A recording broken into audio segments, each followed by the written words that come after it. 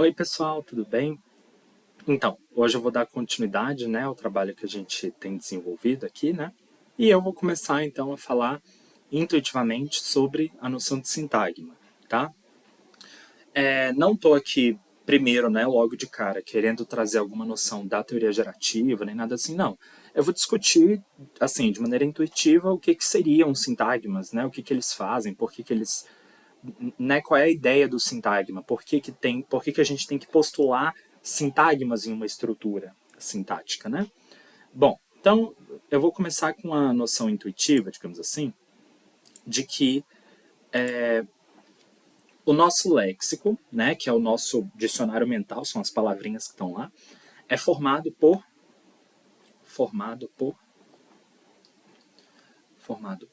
itens lexicais.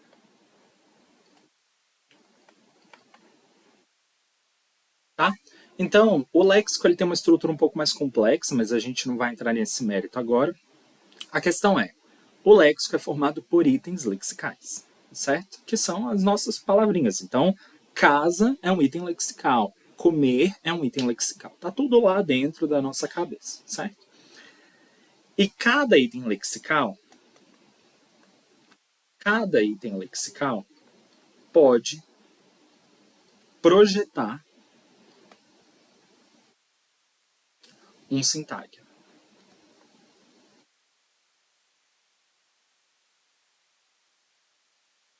Tá certo? Então, cada item lexical tem o potencial de projetar um sintagma, certo?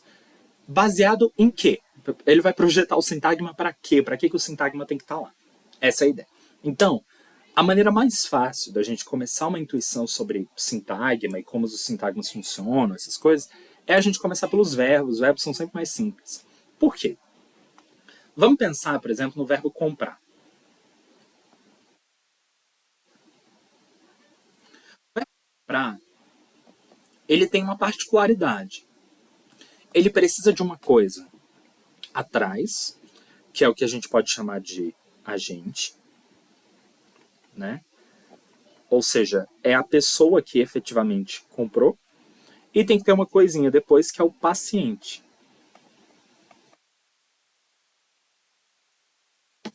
Ou seja, tem que ter uma coisinha depois dizendo o que é que a pessoa comprou, né? Então eu poderia construir essa frase como, por exemplo, João comprou roupas, né? E aí eu coloquei o João na posição de agente e roupas na posição de paciente. Acabou. Consegui resolver o problema do verbo comprar. Então, algumas coisas que tem que ficar claras aqui, né? Se eu construo uma frase como, por exemplo, João comprou,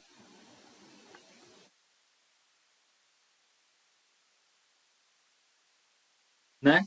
Essa frase ela é agramatical, ou seja, a gente não produz esse tipo de construção. Aí pode ver alguém falar assim, não, eu produzo. Imagina, alguém fala assim, o João comprou roupa? Aí a pessoa responde, sim, o João comprou, né? Tudo bem, isso é aceitável? É, mas isso só é aceitável porque nesse contexto você sabe que tem uma coisinha implícita aqui nessa posição que são as roupas, certo? Então é por isso que tem um conceito que a gente usa na teoria que são sentenças, sentenças out of the blue. O que são sentenças out of the blue? Sentenças out of the blue são tipo sentenças fora de contexto. Então, imagina que essa sentença foi dita totalmente fora de contexto. Alguém entrou na sala do nada e falou: João comprou.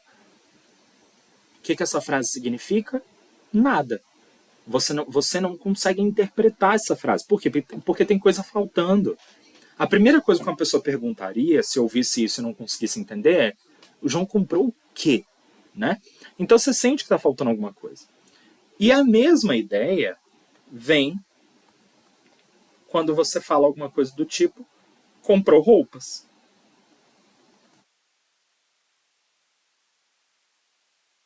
O problema é o mesmo, tá faltando coisa, né? Então, imagina, alguém chega na sala e fala do nada, comprou roupas. Aí você vai perguntar o quê? Quem comprou roupas? Né? Então, você está sentindo que tem alguma coisa ali que está fazendo falta, né, nessa estrutura.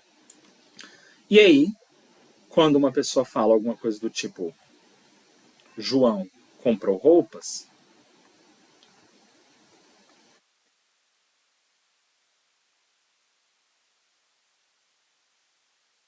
aí sim, a frase está ok. Por quê? Porque o verbo comprar, de novo, ele pede duas coisas. Ele pede um agente, que está aí, é o João, e ele pede um paciente, que também está aqui, que são as roupas. Certo? Então tá tudo aí, tá tudo encapsulado nessa estrutura, então essa estrutura tá ótima. Certo? Como é que você vai explicar isso na sintaxe sem determinar sintagmas? Né? Então eu digo para vocês que a noção de sintagma ela vem de uma noção forte de projetar posições, certo? Como eu tinha falado, digamos, intuitivamente, algum tempo atrás, comprar projeta duas posições, tá? O verbo comprar projeta essas duas posições. Então, a gente pode dizer, por exemplo, que o verbo comprar gera um domínio, tá? Esse domínio é formado pelo próprio verbo comprar e por essas posições que ele cria, né? Então, o verbo comprar cria duas posições. Essas duas posições têm que ser preenchidas. Como a gente viu anteriormente, se essas posições não forem preenchidas da maneira correta, elas vão gerar uma estrutura que não é produzida, não é gramatical, certo? Então, essas posições aqui, a gente dá um nome. Isso aqui são os argumentos. Tá? Então, argumentos são esses elementos que tornam um núcleo interpretável. Como assim interpretável? Quando alguém fala assim, João comprou, o que você interpreta na sua cabeça? Nada. Você não interpreta nada. Por quê? Porque você não sabe o que ele comprou. O verbo comprar, para ser interpretado, para você entender o que a pessoa está querendo dizer, tem que ter alguém que compre e alguma coisa que foi comprada. Se você não fala o que foi comprado, ou se você não fala quem comprou, ou se você não consegue deduzir quem comprou ou o que foi comprado, você não interpreta, você não consegue imaginar aquela cena. Agora, quando eu falo João comprou roupas, isso aqui é uma cena que você consegue interpretar, você imagina isso aqui. Tá? Então, isso daqui são os argumentos, são essas posições obrigatórias que têm que ser preenchidas. Tá certo? E aí, a gente pode dizer que isso daqui é um VP. Tá? Então, o que é VP? VP vem do inglês Verbal Phrase, que significa sintagma verbal. Tá? E sempre vai ser assim, tá? Ou seja, phrase no inglês é o que a gente usa para representar sintagma. Então, se fosse, por exemplo, um sintagma nominal, a gente vai chamar de NP, noun phrase, sintagma nominal. Se for um sintagma adjetival, AP, adjectival phrase, certo? Se for um sintagma preposicional, aí tem dois P's, prepositional phrase, sintagma preposicional. E assim por diante. Então vai ser sempre XP, sintagma X, sintagma daquela categoria X lá, tá bom? Beleza. E aí essas posições que foram criadas por esse item lexical têm que ser preenchidas. Agora, o que é importante a gente perceber? Nem todas essas posições são criadas sempre. Então, por exemplo, vamos pegar um outro verbo, né, um verbo diferente. Nascer. Nascer tem quantas posições para serem preenchidas? Uma. Alguém nasceu, certo? Então você só precisa de uma pessoa ali, né? Ou de um animal, né? Para preencher aquela posição ali e dizer que ele nasceu, tá? Isso já é bastante, já é suficiente. Então, cada verbo vai ter uma quantidade de posições que cria. E essas posições têm que ser preenchidas. É o que a gente chama de argumento. Tá certo? Beleza. Agora, uma pergunta importante é: essa posição daqui, o que vai preencher essa posição?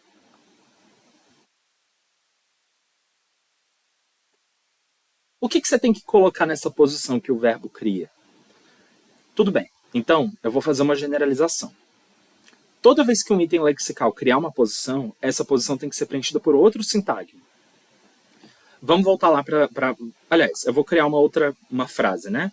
Vamos colocar assim. O filho nasceu.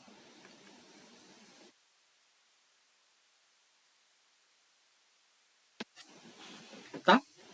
Então tá, a gente sabe que o verbo nascer cria um sintagma verbal e dentro desse sintagma verbal tem uma posição vazia. Aliás, nasceu, né? Ele cria uma posição vazia, que é essa posição daí. Tá certo? Eu coloquei nessa posição o filho. Aí a frase ficou, o filho nasceu. Mas o filho também é um sintagma, tá? A gente pode dizer intuitivamente que o núcleo desse sintagma é o nome filho. Né? Então isso daqui é um noun phrase, isso aqui é um sintagma nominal. Tá? Então, uma maneira da gente descrever essa estrutura, o filho nasceu, é dessa forma. Filho, que é um sintagma nominal, está ocupando a posição de argumento do verbo nascer. Berto, eu ainda não estou convencido de que a gente precisa postular uma unidade específica para isso. Bom, existem algumas características próprias dos sintagmas, tá? Por exemplo, essa mesma frase aí, que eu acabei de construir, tá? O filho nasceu. Eu vou construir a frase 5, tá? A frase 5 é, nasceu o filho. Tudo bem, talvez essa frase seja menos comum, mas ela não é impossível. Nasceu o filho. Você pode produzir a frase desse jeito, tá? Agora, 6. Vou construir uma outra frase.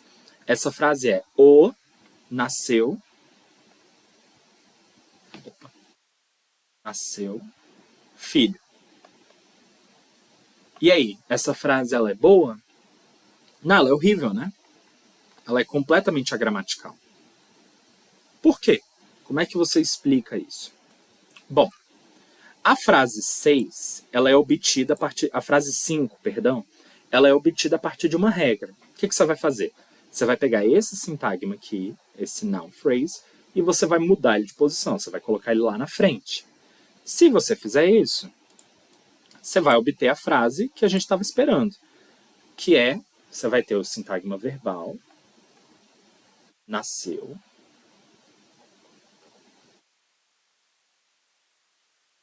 filho. Tá? Você vai ter essa estrutura aí, nasceu o filho. Tá certo? Isso é possível. Agora, imagina o seguinte, por que a frase 6 é agramatical? Por que a frase 6 tem um problema? O nasceu filho. Ela tem as mesmas palavras que essa outra frase aí. É aí que está o problema. O problema é que, se você parar para pensar, eu vou deixar as frases aparentes aqui, tá? Se você parar para pensar, para você construir a frase 6, você teria que pegar o sintagma nominal e quebrar ele no meio. Você teria que deixar o de um lado e o filho do outro. Aí você vai ter um problema. Porque os sintagmas não são quebráveis. Você não pode quebrar um sintagma no meio. Né? Então, isso é uma propriedade que pode ser explicada pela formação dos sintagmas. Os sintagmas dão essa noção intuitiva para a gente de que a gente não pode quebrar um sintagma no meio. Né? Então, perceba aí por essa frase que a gente teria, de algum jeito, que quebrar esse sintagma nominal no meio e pegar um pedaço dele e colocar aqui e o outro pedaço deixar aqui. Certo? Não pode. Se a gente fizer isso, gera a frase 6 e a frase 6 é a gramatical. Ou seja, ela é gramatical por quê? Porque não pode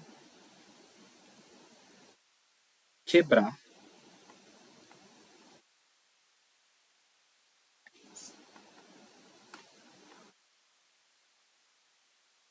claro que, para quem já estuda aí um pouquinho de teoria gerativa, já conhece um pouquinho, já sabe como é, sabe que as coisas não são exatamente assim, né?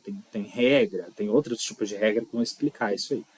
Mas a questão é, não é possível, não parece muito plausível construir uma teoria sintática sem postular domínios sintáticos, sem postular que nessa teoria haja categorias sintáticas, tá? Então, a gente diz que a unidade básica da sintaxe é o sintagma. Então, essa seria a definição, né, propriamente de sintagma. Deixa eu escrever de outra cor. Então, sintagma é a unidade básica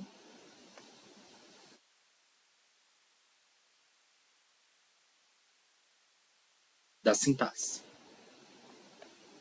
E aí a sintaxe cria regras baseadas nessas unidades. Por exemplo, vou mostrar um outro caso que também poderia ser uma evidência, né? Vamos pegar a frase 5. Nasceu o filho? Tá. Aliás, eu vou pegar a frase 4, né? O filho nasceu. Em vez de colocar o filho nasceu, eu vou criar a frase 7 e eu vou colocar bonito nasceu. E aí, essa frase é boa para você? Você acha ela aceitável e tal? Provavelmente não, né? Você deve achar essa frase esquisita se for num contexto out of the blue, né? Tipo, sem contexto nenhum, essa frase é muito estranha, você não diria assim. Como é que você explica isso, né? A explicação é a seguinte. Quando você tinha nasceu o filho nasceu, né? Você tinha essa estrutura aqui, eu vou repetir, tá? O filho nasceu. Só que agora você tem um sintagma adjetival. Presta atenção. Por quê? Porque bonito é adjetivo, certo? Ou seja, aqui em cima, nessa estrutura aqui, você tem um sintagma nominal. E aqui embaixo você tem um sintagma adjetival. Só que essa frase daqui é ótima. A frase de baixo é esquisita. Tá? Como é que você explica isso? Você explica da seguinte forma. O verbo nascer, tá? O verbo nascer gera um sintagma verbal, VP. Tudo bem, isso aqui a gente já tinha previsto. E ele exige que esse argumento dele, que é só um, tenha que ser um sintagma nominal. O núcleo desse argumento tem que ser um nome. Não importa se o argumento é grande, pequeno. Tanto é que eu poderia dizer, tranquilamente, eu poderia colocar nessa posição o quê? Eu coloquei o filho, certo? Mas eu também podia ter colocado o filho bonito. Eu também poderia ter colocado, né? Então o problema não é o bonito. O problema é qual é a categoria do sintagma que você coloca lá. Qual é o núcleo desse sintagma? Então, você pode colocar nessa posição um sintagma gigantesco.